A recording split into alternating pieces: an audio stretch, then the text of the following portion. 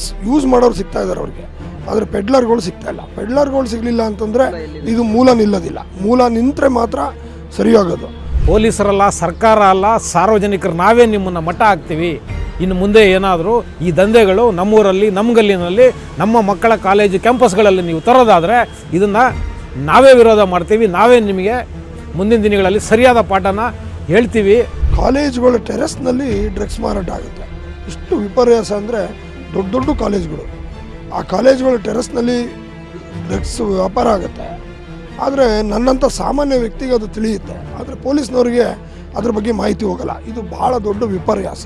ಯುವಕರನ್ನು ಒಂದು 25, 30, 35 ವರ್ಷದ ಒಳಗಡೆ ಈ ಡ್ರಗ್ನ ಕೊಟ್ಟು ಅಡಿಕ್ಟ್ ಮಾಡಿ ಅವರ ಪೂರ್ತಿ ಏನು ಮೆಂಟಲಿ, ಫಿಸಿಕಲಿ ಎಲ್ಲ ಅವ್ರನ್ನ ವೀಕ್ ಮಾಡಿ ಒಬ್ಬ ಯುವಕ ಈ ದೇಶಕ್ಕೆ ಹೊರೆಯಾಗಬೇಕು. ಈ ದೇಶಕ್ಕೆ ಹೊರೆ ಆಗೋದ್ರ ಮುಖಾಂತರ ಈ ದೇಶನ ಮತ್ತು ಈ ದೇಶದ ಆರ್ಥಿಕತೆನ ಹಳ್ಳ ಹಿಡಿಸೋದಕ್ಕೆ ನಮ್ಮ ನೆರೆಹೊರೆಯ ಶತ್ರು ರಾಷ್ಟ್ರಗಳು ಮಾಡ್ತಿದ್ದಾರೆ.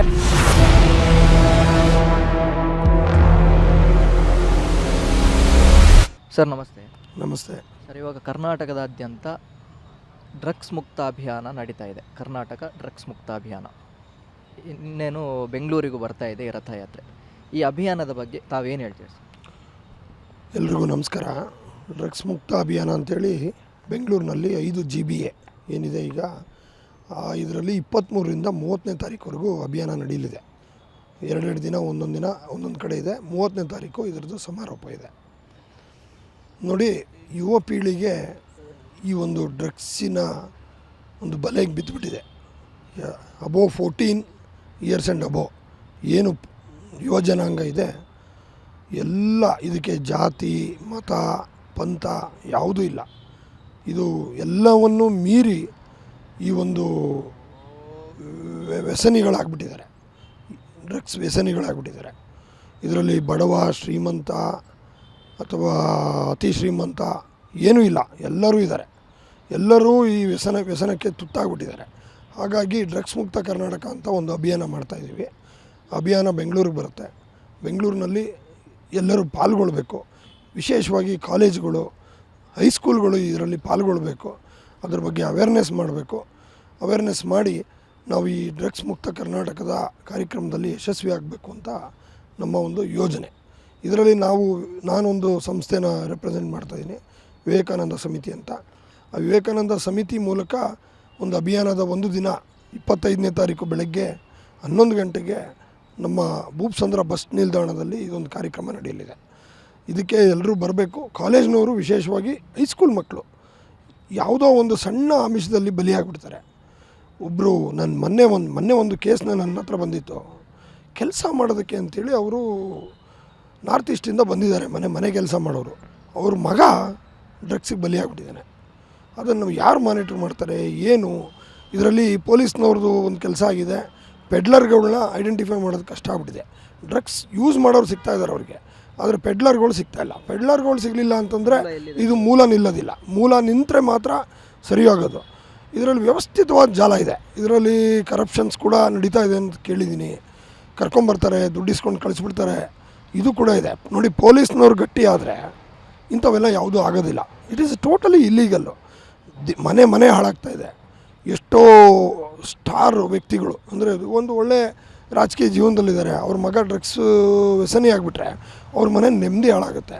ಯಾವುದೋ ಒಬ್ಬ ಸಿನಿಮಾ ನಟ ಇದ್ದಾರೆ, ಅವ್ರ ಮನೆಯಲ್ಲಿ, ಅವ್ರ ದೊಡ್ಡ ಸಿನಿಮಾ ನಟ, ಅವ್ರ ಮನೇಲೂ ಈ ಒಂದು ಡ್ರಗ್ಸ್ಗೆ ವ್ಯಸನಿ ಆಗಿಬಿಟ್ರೆ ಅವ್ರ ಮನೆ ನೆಮ್ಮದಿನೇ ಹಾಳಾಗ್ಬಿಡುತ್ತೆ. ಎಂಟೈರ್ ಎಲ್ಲೇ ಹೋಗಲಿ, ಯಾರದೇ ಮನೆಗೆ ಹೋಗಲಿ, ಸಣ್ಣ ಮನೆ ಇರಲಿ, ದೊಡ್ಡ ಮನೆ ಇರಲಿ, ಇದು ಎಲ್ಲರಿಗೂ ಯಾರನ್ನೂ ಬಿಟ್ಟಿಲ್ಲ. ಹಾಗಾಗಿ ನಾವು ಈ ಒಂದು ಡ್ರಗ್ಸ್ ಮುಕ್ತ ಅಭಿಯಾನ ಭಾಳ ಪ್ರಭಾವವಾಗಿ ಮಾಡಬೇಕು ಮತ್ತು ಕರ್ನಾಟಕವನ್ನು ಡ್ರಗ್ಸ್ ಮುಕ್ತವಾಗಿ ಮಾಡಬೇಕು ಅನ್ನೋದು ಈ ಅಭಿಯಾನದ ಒಂದು ಉದ್ದೇಶ. ಎಲ್ಲರೂ ಬನ್ನಿ, ಪಾಲ್ಗೊಳ್ಳಿ.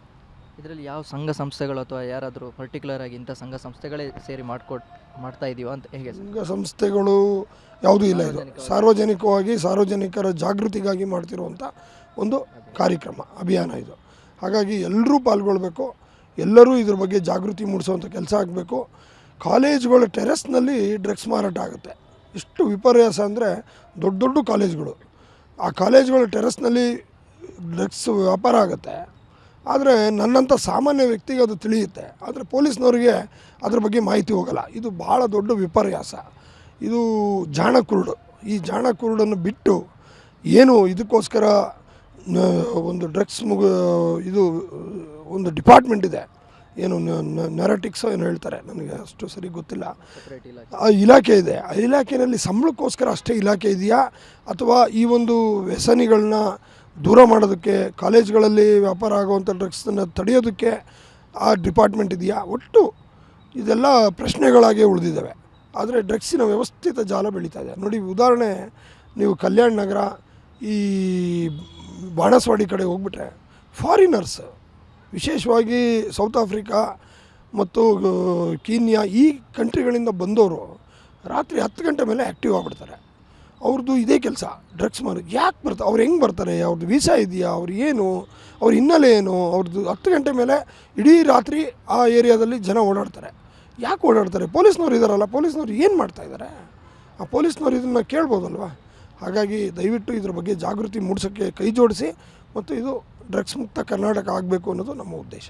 ಬೆಂಗಳೂರಿನ ನಾಗರಿಕರಲ್ಲಿ ನನ್ನ ಒಂದು ವಿನಂತಿ ಏನಂದರೆ, ಕರ್ನಾಟಕದಲ್ಲಿ ಕರ್ನಾಟಕ ಡ್ರಗ್ ಮುಕ್ತ ಅಭಿಯಾನವನ್ನು ಮಾಡ್ತಾಯಿದ್ದಾರೆ. ಇದೇ ತಿಂಗಳು 23ನೇ ತಾರೀಕು ಬೆಂಗಳೂರಿಗೂ ಕೂಡ ಈ ಅಭಿಯಾನದ ರಥಯಾತ್ರೆ ಬರ್ತಾಯಿದೆ. ದಯವಿಟ್ಟು ಬೆಂಗಳೂರಿನ ನಾಗರಿಕರು ಎಲ್ಲೆಲ್ಲಿ ನಿಮ್ಮ ಊರುಗಳಲ್ಲಿ, ನಿಮ್ಮ ಏರಿಯಾಗಳಲ್ಲಿ ಈ ರಥಯಾತ್ರೆ ಬರುತ್ತೆ, ದಯಮಾಡಿ ಈ ಡ್ರಗ್ ಮುಕ್ತ ಕರ್ನಾಟಕವನ್ನು ಅಂತ ಏನೋ ಒಂದು ಅಭಿಯಾನ ಮಾಡ್ತಿದ್ದಾರಲ್ಲ, ಈ ಅಭಿಯಾನನ ಹೆಚ್ಚಿನ ಸಂಖ್ಯೆಯಲ್ಲಿ ಸಾರ್ವಜನಿಕರು ಸೇರ್ಕೊಂಡು ಇದನ್ನು ಯಶಸ್ವಿಗೊಳಿಸಬೇಕು ಅಂತ ಹೇಳ್ಬಿಟ್ಟು ಮನವಿ ಮಾಡ್ತಾಯಿದ್ದೀನಿ. ಏನಕ್ಕೆ ಅಂದರೆ, ಈ ಏನು ಅಭಿಯಾನ ಇದೆಯಲ್ವಾ, ಈ ಡ್ರಗ್ ಮುಕ್ತ ಕರ್ನಾಟಕ ಅಭಿಯಾನ ಇದೆಯಲ್ವಾ, ಇದನ್ನು ಮಾಡ್ತಾ ಇರೋದೇ ಸಾರ್ವಜನಿಕರು. ಇದು ಸಾರ್ವಜನಿಕರ ಸಹಯೋಗದಲ್ಲಿ ಈ ರಥಯಾತ್ರೆನ ಮಾಡ್ತಾ ಇರೋದು. ಕರ್ನಾಟಕದ ಸಾಕಷ್ಟು ಜಿಲ್ಲೆಗಳಲ್ಲಿ ಈಗಾಗಲೇ ಈ ರಥಯಾತ್ರೆ ಮುಗಿದಿದೆ.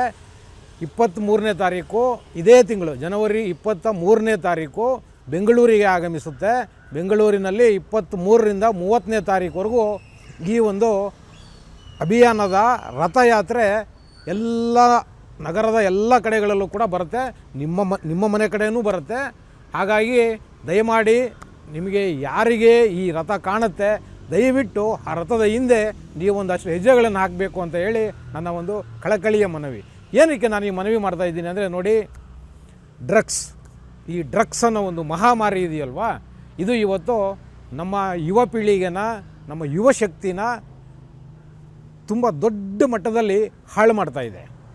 ಹೌದು, ಏನಕ್ಕೆ ಅಂದರೆ ನೋಡಿ, ನಮ್ಮ ಶತ್ರು ದೇಶಗಳಿದಾವಲ್ವಾ, ಶತ್ರು ರಾಷ್ಟ್ರಗಳು, ಪಾಕಿಸ್ತಾನ, ಚೈನಾ, ಈ ಥರ ನಮ್ಮ ಅಕ್ಕಪಕ್ಕ ದೇಶಗಳಿದೆಯಲ್ಲ, ಇವ್ರುಗಳಿಗೆ ಏನಂದರೆ ನಮ್ಮ ಮೇಲೆ ಯುದ್ಧ ಮಾಡಿ ಗೆಲ್ಲಕ್ಕಾಗೋದಿಲ್ಲ.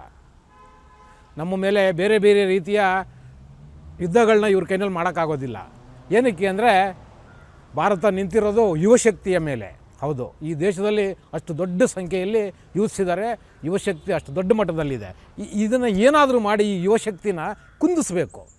ಯುವಕರನ್ನು ಒಂದು 25, 30, 35 ವರ್ಷದ ಒಳಗಡೆ ಈ ಡ್ರಗ್ಗನ್ನು ಕೊಟ್ಟು ಅಡಿಕ್ಟ್ ಮಾಡಿ ಅವರ ಪೂರ್ತಿ ಏನು ಮೆಂಟಲಿ, ಫಿಸಿಕಲಿ ಎಲ್ಲ ಅವ್ರನ್ನ ವೀಕ್ ಮಾಡಿ ಒಬ್ಬ ಯುವಕ ಈ ದೇಶಕ್ಕೆ ಹೊರೆಯಾಗಬೇಕು. ಈ ದೇಶಕ್ಕೆ ಹೊರೆ ಆಗೋದ್ರ ಮುಖಾಂತರ ಈ ದೇಶನ ಮತ್ತು ಈ ದೇಶದ ಆರ್ಥಿಕತೆನ ಹಳ್ಳ ಹಿಡಿಸೋದಕ್ಕೆ ನಮ್ಮ ನೆರೆಹೊರೆಯ ಶತ್ರು ರಾಷ್ಟ್ರಗಳು ಮಾಡ್ತಿದ್ದಾರೆ. ಅದಕ್ಕೆ ಇವತ್ತು ಪಂಜಾಬ್, ಹರಿಯಾಣ, ಏನು ನಮ್ಮ ಪಾಕಿಸ್ತಾನ ಮತ್ತು ಈ ಚೈನಾ ಬಾರ್ಡ್ರಲ್ಲಿದ್ದಾವಲ್ವ, ಈ ಬಾರ್ಡ್ರಲ್ಲಿ ಏನೇನು ರಾಜ್ಯಗಳು ಬರುತ್ತೆ, ಈ ರಾಜ್ಯಗಳಂತೂ ಹಿಗ್ಗಿಲ್ಲದಂಗೆ ಇವತ್ತು ಡ್ರಗ್ಸ್ಗೆ ಯುವಶಕ್ತಿ ಅಡಿಕ್ಟ್ ಆಗಿಬಿಟ್ಟಿದೆ.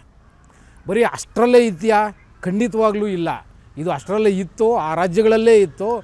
ಕರ್ನಾಟಕಕ್ಕೂ ಕೂಡ ಹಿಂದೇನೂ ಇದೆ, ಕರ್ನಾಟಕದಲ್ಲೂ. ಆದರೆ ಮೇಲ್ವರ್ಗದ ಜನರಿಗೆ, ದುಡ್ಡಿರೋರಿಗೆ, ಸೆಲೆಬ್ರಿಟಿಗಳಿಗೆ ಅಷ್ಟೇ ಇದು ಸಿಗ್ತಾ ಇದ್ದಿದ್ದು ಡ್ರಗ್ಸು ಇವತ್ತು ಯಾವ ಮಟ್ಟಕ್ಕಿದೆ ಅಂದರೆ, ಶಾಲಾ ಕಾಲೇಜುಗಳ ಕ್ಯಾಂಪಸ್ಗಳಿಗೂ ಕೂಡ ಇವತ್ತು ಡ್ರಗ್ಸ್ನ ತೊಗೊಂಡೋಗಿ ಮಾರಾಟ ಮಾಡೋವಂಥ ಖದೀಮರು, ಕಳ್ಳರು, ಹಲಾಲ್ಕೋರರು, ದೇಶದ್ರೋಹಿಗಳು ಇವತ್ತು ರಾಜ್ಯದಲ್ಲಿ ಉಟ್ಕೊಂಡ್ಬಿಟ್ಟಿದ್ದಾರೆ.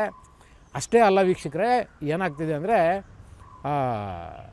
ಫ್ಯಾಕ್ಟ್ರಿಗಳನ್ನ ಮಾಡ್ಕೊಂಡಿದ್ದಾರೆ ಬೆಂಗಳೂರಲ್ಲಿ.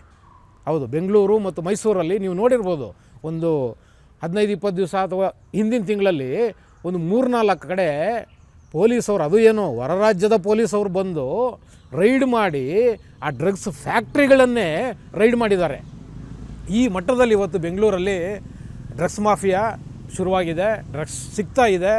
ಇದರಿಂದ ನನ್ನ ಮಕ್ಕಳು, ನಿಮ್ಮ ಮಕ್ಕಳು, ಎಲ್ಲರ ಮಕ್ಕಳು ಕೂಡ ಇದಕ್ಕೆ ತಗುಲ್ಕೊಳ್ಳುವಂಥ ಅಪಾಯ ಇದೆ. ಆ ಕಾರಣಕ್ಕೋಸ್ಕರ ಸಾರ್ವಜನಿಕರು ದಯಮಾಡಿ ಈ ರಥಯಾತ್ರೆಗೆ ಪ್ರೋತ್ಸಾಹ ಕೊಡಬೇಕು. ನೀವು ಈ ರಥಯಾತ್ರೆ ನಿಮ್ಮ ಮನೆ, ನಿಮ್ಮ ಗಲ್ಲಿ, ನಿಮ್ಮ ಊರುಗಳಿಗೆ, ನಿಮ್ಮ ರಸ್ತೆಗಳಿಗೆ ಬಂದಾಗ ದಯಮಾಡಿ ಹೆಚ್ಚೆಚ್ಚು ಸಂಖ್ಯೆಯಲ್ಲಿ ಸಾರ್ವಜನಿಕರು ಈ ರಥದ ಹಿಂದೆ, ಈ ರಥಯಾತ್ರೆಯ ಜೊತೆಯಲ್ಲಿ ತಮ್ಮನ್ನು ತಾವು ಜೋಡಿಸ್ಕೋಬೇಕು. ಆ ಜೋಡಿಸ್ಕೊಳ್ಳೋದ್ರ ಮುಖಾಂತರ ಯಾರು ಈ ದಂಧೆನ ಮಾಡ್ತಿದ್ದಾರಲ್ಲ, ಈ ಹಲಾಲ್ಕೋರರುಗಳು, ಅವರಿಗೆ ಒಂದು ಎಚ್ಚರಿಕೆಯನ್ನು ಕಳಿಸ್ಬೇಕು. ಪೊಲೀಸರಲ್ಲ, ಸರ್ಕಾರ ಅಲ್ಲ, ಸಾರ್ವಜನಿಕರು ನಾವೇ ನಿಮ್ಮನ್ನು ಮಟ್ಟ ಹಾಕ್ತೀವಿ. ಇನ್ನು ಮುಂದೆ ಏನಾದರೂ ಈ ದಂಧೆಗಳು ನಮ್ಮೂರಲ್ಲಿ, ನಮ್ಮ ಗಲ್ಲಿನಲ್ಲಿ, ನಮ್ಮ ಮಕ್ಕಳ ಕಾಲೇಜು ಕ್ಯಾಂಪಸ್ಗಳಲ್ಲಿ ನೀವು ತರೋದಾದರೆ ಇದನ್ನು ನಾವೇ ವಿರೋಧ ಮಾಡ್ತೀವಿ, ನಾವೇ ನಿಮಗೆ ಮುಂದಿನ ದಿನಗಳಲ್ಲಿ ಸರಿಯಾದ ಪಾಠನ ಹೇಳ್ತೀವಿ ಅಂತ ಅವರಿಗೆ ಒಂದು ಸಂದೇಶನ ಕಳಿಸ್ಬೇಕು. ಅಂದರೆ ನಾವೆಲ್ಲರೂ ಕೂಡ ಈ ರಥಯಾತ್ರೆ ಜೊತೆಯಲ್ಲಿ ಒಟ್ಟಾಗಿ ಹೆಜ್ಜೆ ಹಾಕಬೇಕು. ಖಂಡಿತ ನೀವೆಲ್ಲ ಹೆಜ್ಜೆ ಹಾಕ್ತೀರಾ ಅಂತ ಆಶಯನ ಇಟ್ಕೊಂಡು ನಾನು ಈ ಮನವಿನ ನಿಮ್ಮೊಟ್ಟಿಗೆ ಅರ್ಪಿಸ್ತಾ ಇದ್ದೀನಿ. ಟಿವಿ ವಿಕ್ರಮ, ದೇಶ ನಿಮ್ಮ ಕೈಯಲ್ಲಿ. ಈ ಕಾರ್ಯಕ್ರಮ ನಿಮಗೆ ಇಷ್ಟ ಆಗಿದ್ದಲ್ಲಿ ಲೈಕ್, ಶೇರ್ ಹಾಗೂ ಕಮೆಂಟ್ ಮಾಡಿ.